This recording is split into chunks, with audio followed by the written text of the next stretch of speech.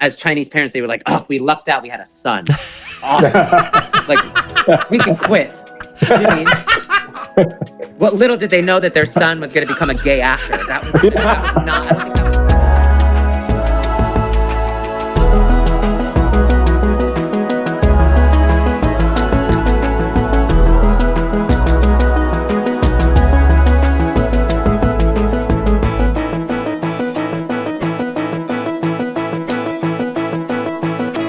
Hi everyone, we're back for season 3 of Pride Talk, a podcast presented by NAP Pride. Our podcast features conversations with Asian American LGBTQ+ professionals and our allies. I'm your host, John Ong, and David Moore joins me again as co-host for this super exciting episode. So hi David, welcome back. Why don't you let our listeners know what's in store for season 3? I am so thrilled to be back with you for another season of Pride Talk. We have a really exceptional guest joining us this time. We all know him from Broadway's Aladdin and Allegiance. Some of our listeners may know him from TV's Glee. I mean, it's the one, the only Gaysian extraordinaire, Telly Leung. You will not want to miss a single second of this fun and informative, in-depth conversation. I mean, seriously, we talked about everything. Yes, we did. Everything from his Chinese American experience, performing with the legendary Chita Rivera, we were there, navigating work and life during the early days of a global pandemic. We also talked about Asian representation in theater and television, community, family relationships, and sex. Yes, we went there. As David said, we talk about everything. Welcome, Telly. Welcome. Hi, how are you? I'm so thrilled to be talking with you guys. I've missed you guys. Oh my gosh, I got to do something more than just listening to a voice. People might think that we're faking it, but this is real Telly right here with us on Pride Talk. I love it. With Pride, and let's talk. That's right. And I love that technology has allowed us to connect in this way. It feels like, thank goodness for technology nowadays, right? I know. So whenever you guys hear this, I don't know where it is, but right now everybody has a lot of time. We're staying at home. Kansas City is in the stay-at-home. What is that thing called? A shelter in place. Yeah. So we're staying at home, so we've got time. So we're gonna chat. Hopefully, by the time you guys listen to this episode, things will be better. Let's hope. That's right. Hopefully, by the time this episode comes out, coronavirus will be just like the flu and not anything that's going to be at all. It's going to be fine. We're going to get a shot every year, and it's going to be nothing. That's my hope. That's my dream. Yeah. So, Telly, for those few people who may not know who you are, can you tell us a little bit about yourself? Sure. My name is Telly, and I'm a native New Yorker. I was born and raised in New York City. I'm Chinese American, and I am predominantly a performer and an actor. I've done a bunch of TV shows and some Broadway shows. I most recently finished a 2-year run as Aladdin in Disney's Aladdin on Broadway, but also done a couple of other Broadway shows, like Allegiance and Rent and In Transit and Godspell. I've also done a bit of television as well. I was Warbler in Glee, and like every other New York City actor, I have my Law and Order credit, you know. I also do a lot of concerts and things around the country as well. A lot of performing arts centers and symphony concerts, everything from big symphony concerts to small jazz clubs. I've performed all around the country and all around the world as well. The last time I was in Kansas City doing a big concert, I was actually with Chita Rivera, and you guys got to come see the show, which was fun. Oh my God, that was so awesome. It was so fun. It was really, really great. So we were in the audience, right? And seeing you perform with of course with the legend, and we were just like, oh my gosh. Oh, Junan was there too. We're like, he's gonna perform at our convention at our gala. We kept pinching ourselves like, can you believe it? Can you believe it? So anyway, so if you didn't know, he was at our convention. You missed it. Well, I was so honored to be the recipient of a brand new award. You know, first of all, as an actor, like, you know, it's interesting. It's like nobody gets to be a professional actor for the trophies. Nobody does that. I mean, yes, everybody has their Oscar speech or their Tony speech prepared in their brain, but you know, being a professional actor is tricky and it's difficult. And trust me, you're just lucky enough to work sometimes. And so we're not even thinking about awards most of the time. We're just trying to get to the next gig. And so to actually receive an award, I was really wonderfully surprised and honored to be able to do that at NAP last year, which was so great. So thank you for that. Thank you for the honor. Thank you. David, tell us a little bit about what award he's referring to. It was our inaugural NAP Pride Award. So it was the first one that NAP Pride was able to give out, and it was actually on the 1-year anniversary of NAP Pride actually being formed officially. So it was quite a big deal for us to be able to present that to you, Telly. And I did have one quick question for you about the gig that you did here with Cheetah, because we're all about, being, working in professional fields, but for you to be with somebody in your field that is such a legend. I mean, somebody like Chita Rivera, what was that like for you to actually perform with this person who is like legendary in your field, Chita Rivera is, she really is a living legend. And think about it. I mean, she was in the original West Story, the original Anita West Side Story. So, there are so many iconic moments that I can think of in Broadway that Cheetah has been involved in, and she is just as vibrant in her 80s as she was when she did West Side Story as a young dancer. And so I don't know, to me, there's a sense of there's a sense of responsibility when it comes to the theater of the tradition of theater, and how that tradition and that craft is passed on from generation to generation. And watching somebody like Cheetah is inspiring, and she's always been so great about inspiring the next generation. So when we did this show in Kansas City, she called it Cheetah and Friends, and it was her goal to go, I am of one generation of Broadway, but I'm going to introduce 2 leading men that are of the next generation of Broadway that are coming up. So it was me, and it was my friend Corey Cott, who's at Newsies, and he was on Broadway, and he's on a brand new show on Fox right now. A wonderful, wonderful actor and singer and leading man. And he was in Gigi on Broadway as well, and Bandstand on Broadway. And so it was really great to have Cheetah be somebody who goes, I'm Chita Rivera, I'm 2-time Tony Award winner Chita Rivera, but here are 2 gentlemen that are of this new generation of people that are coming. And I was really honored that she invited us to be a part of her show, and it was so fun to, be able to come out and stand on my own and do concert material that I'm used to doing, but then also back up Cheetah and all that jazz. Yeah. Do you know what I mean? Like she created the role of Velma Kelly in Chicago before the movie ever came out, so it was, she was the original, Yeah. So to get to back her up like that was really awesome. It's incredible. And in a way, like, I remembered, like, there is this sense of respecting the people that have come before you, that have paved the way for you to be able to do this. And Cheetah was definitely one of those people in the theater community.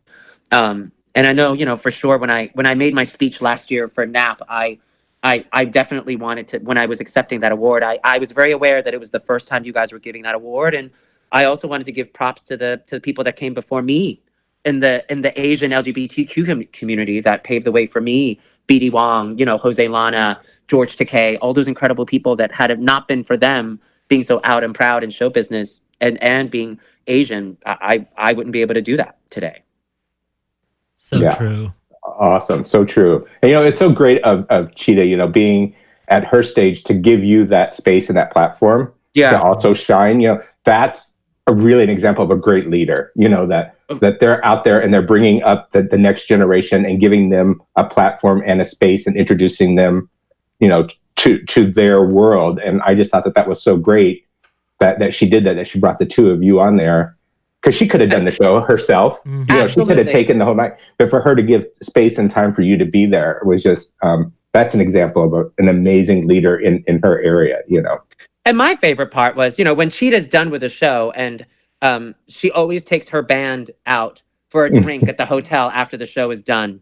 And, she has her apple martini, and she orders like chicken fingers and wings and mozzarella sticks, and we all eat junk food and have cocktails. And that's the best. I mean, yes, it's amazing sharing a stage with her, but then to sit back and have a drink with Cheetah after the show is done, and to like hear all those amazing stories and just let loose with her is is awesome. And even though she's very much aware, she's Chita Rivera, she's also just, when you're having a drink with her, she she respects you too as a fellow performer, and so I really have to give her props for that.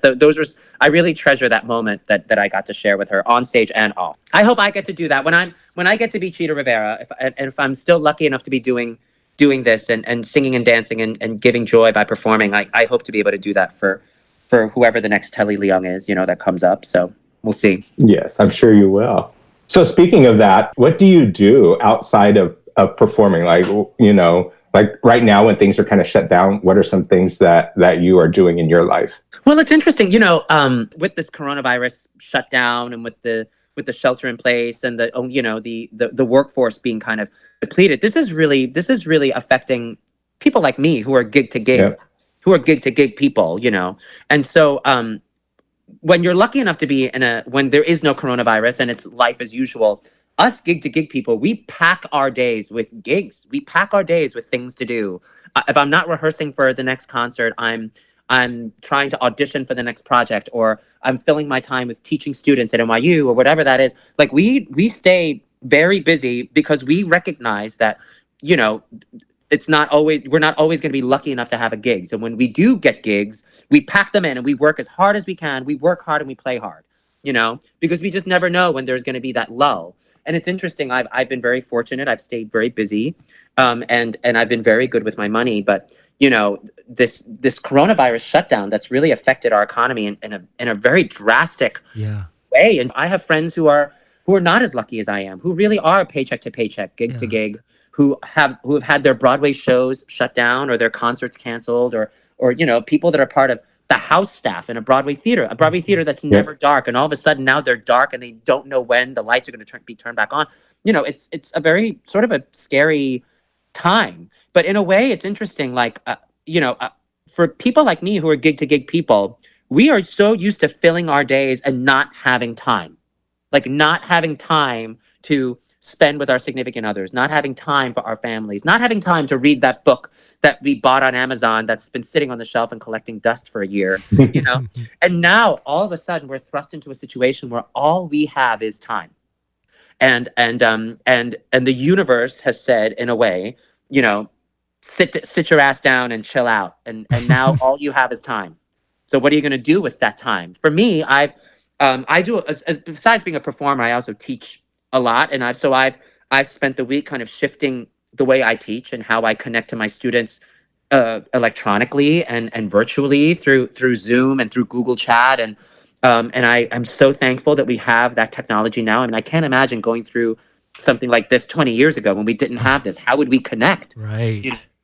How would we be doing this podcast right now if it wasn't for the miracle of Google Chat and a great Wi-Fi connection, I know. so it's interesting. I don't know, and I also feel like I as an artist who is used to performing for crowds, and right now crowds is not what we need. We don't need people to be close together. We don't need to bring a large amount of people into the same space right now.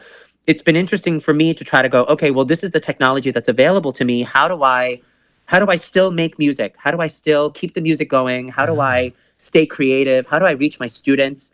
How do I still make art happen with the limitations that I have, but also the possibilities that I have with the technology that's available? So I've been live streaming a couple of concerts. I've made them as benefits to the Actors Fund.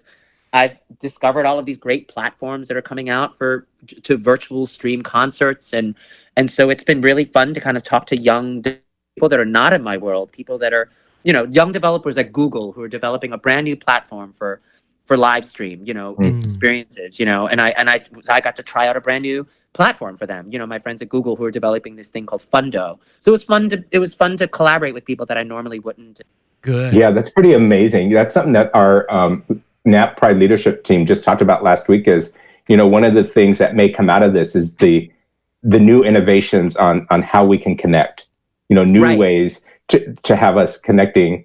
And so although this is a really terrible thing that's happening, I'm interested to see, what comes out in the innovation side on the other side.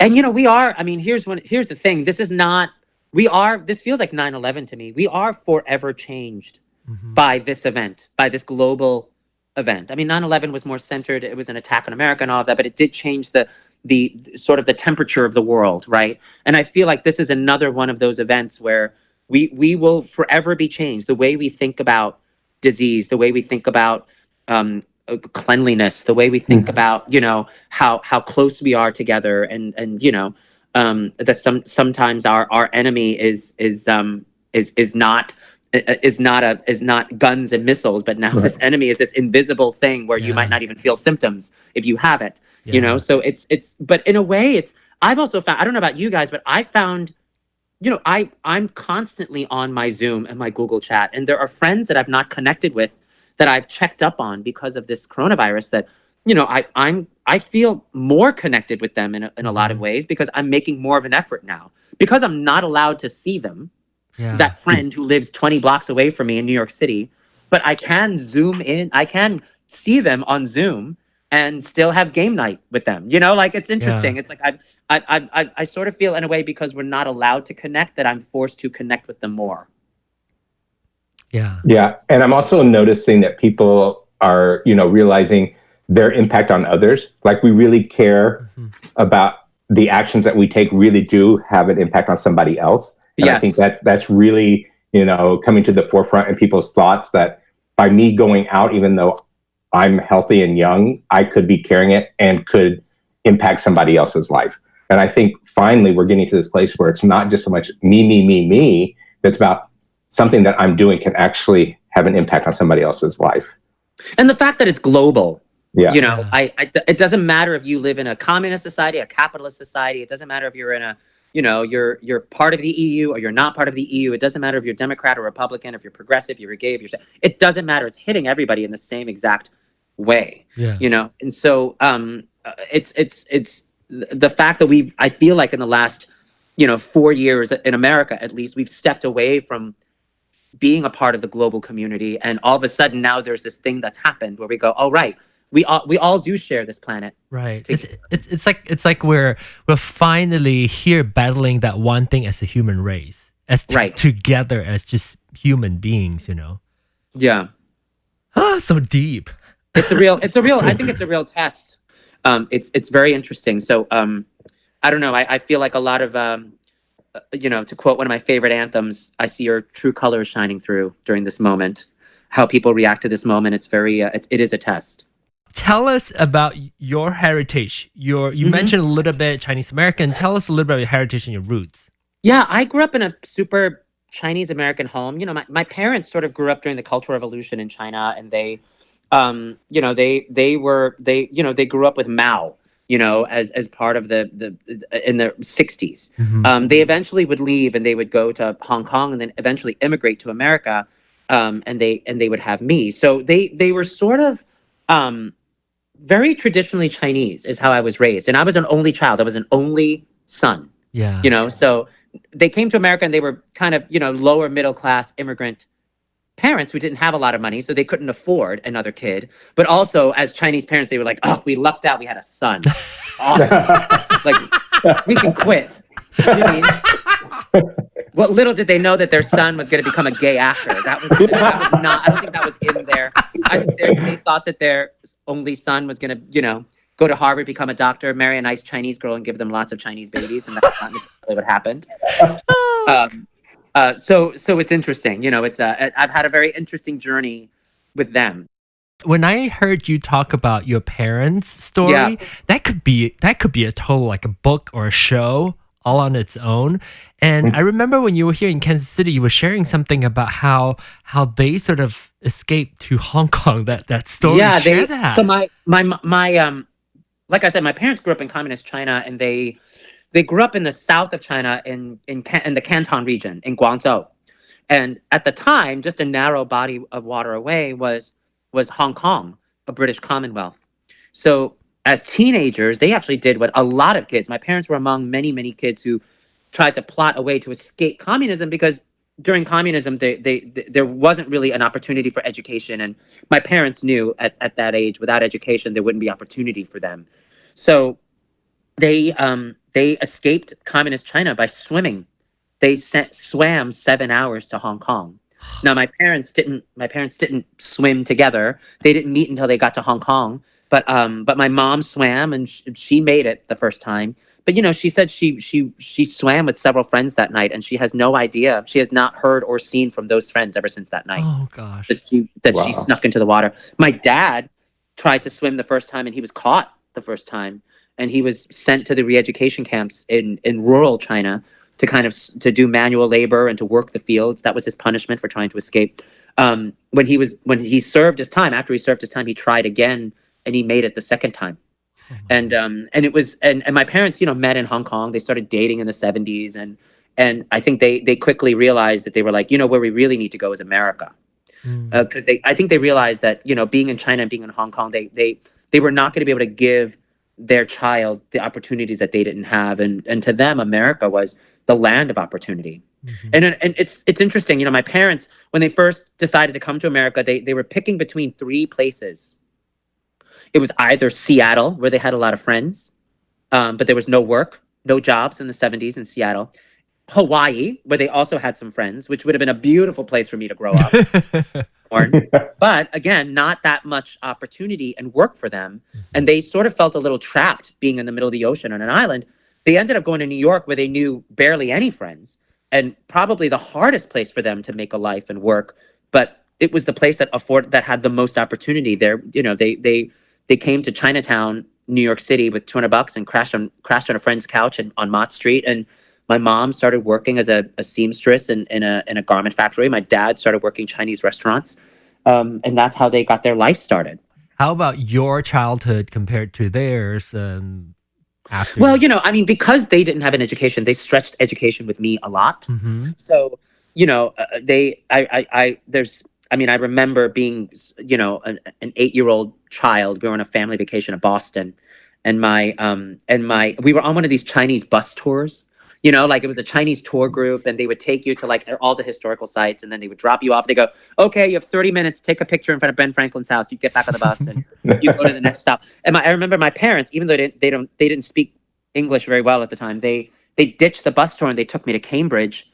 And I remember my dad, holding my little 8-year-old hand and saying, one day, you have to study hard, and you have to get good grades and go to Harvard and become a doctor, and you make a lot of money. I remember him saying that as a little 8-year-old. And so, as a kid, I just thought, gosh, to make my parents proud, I have to be a really good student and get good grades. And I did. I got very, very good grades. And I ended up even going to a math and science high school in New York City called Stuyvesant, which is a public school that you have to test to get into.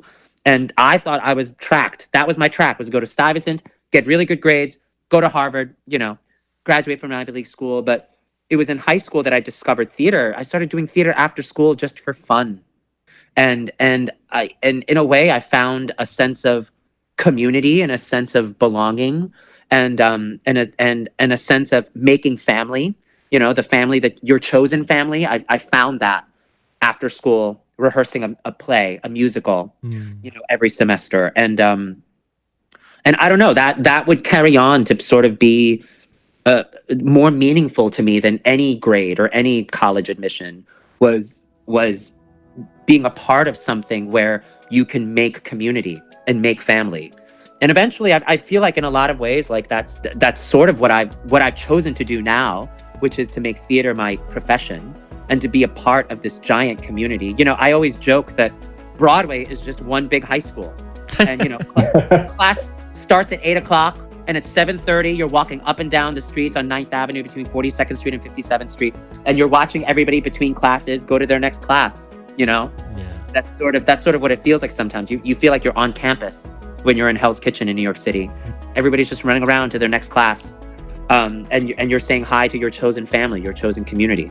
So, like so many young creative folks, Telly found his tribe and his community and his chosen family in the theater. I mean, I really wonder how our listeners found their tribe and, who makes up their chosen family. Share your comments with us about our conversation with Telly. You can email us at pridetalk@nap.org. You can even call us and leave a voice comment. Our number is 4197-PRIDE5. And of course, you can find all this information on the show notes and our website, pride.nap.org. And I just want to take a quick second to do a shout out to NAP, the National Association of Asian American Professionals, which is a nonprofit organization that cultivates and empowers Asian and Pacific Islander leaders through leadership development, professional networking, and community service. Be sure to check them out at nap.org. You will not want to miss our next episode where Telly goes very personal and discusses identity, coming out, married life, and family acceptance. Join us next time as we continue the conversation with the amazing Telly Leung. Until then, remember this: representation matters, so be seen, be heard, be loud, and be proud.